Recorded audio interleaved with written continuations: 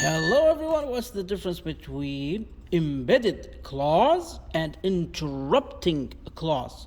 First of all, we need to not confuse ourselves with too many words up here. Let's just begin to talk about clause. It's basically something that gives you information. That's it. It's a group of words that give you some type of information. Period. That's what a clause is. So, this clause, you can embed it with your sentence.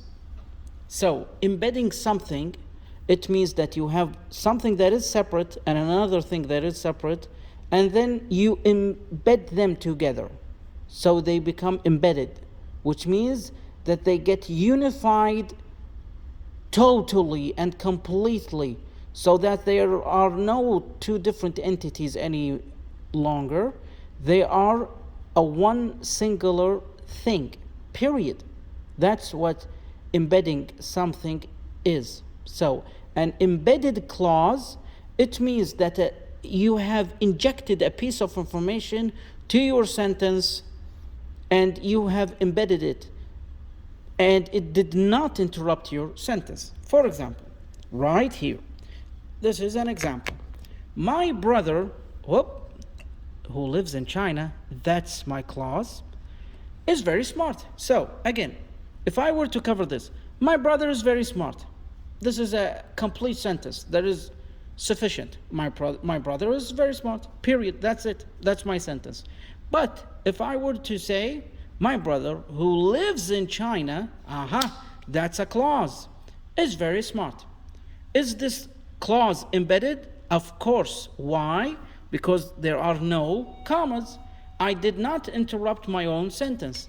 But how about I do interrupt my own sentence?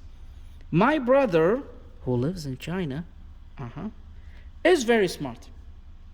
So right now, what did I do? I had made this clause to be an interrupting clause. It caused an interruption.